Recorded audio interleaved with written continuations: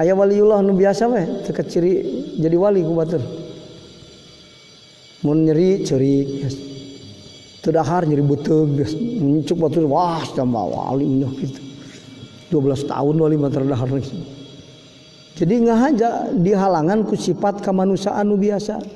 Da bisi jalma nyahuan eta teh wali. Matak di waliullah disumputkeun di jalma anu biasa. Dihalangan ku sifat kamanusiaan. Dah gitu. Malah mah ari waliullah nu hararebat mah teu kaparangih ya. Nu loba kaanehan mah waliullah nu dialajar keneh dah. Makom mubtadiin seueur we. Wali nu dialajar tah. Ori wali nu harebat mah pas jalma biasa teu katingali ya. Allah unggul kadang-kadang nu ningan lagi. Malaikat ge nu teu apaleun eta wali. Ori waliullah halaliber mah eta mah mubtadiin.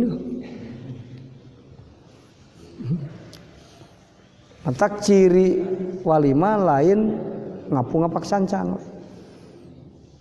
Laisal waliyu man yudhirul karomah. Wali teh lain nu sok nemongkeun kaanehan sana. Itu. Tapi wali mah kuas jalma biasa. Ngan hatena wusul ka Allah tah kitu wali.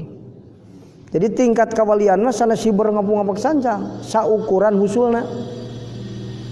Usul di nama makom mana sih sok mustawan kubakosen di mana eta sifat kawalian aya nu kakaradina tajalli apmal geus hiber aya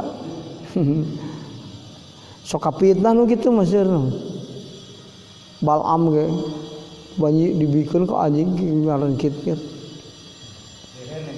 leren cabut kawalianna aya wali masih kena bisa maut kubur waliullah teu maksum.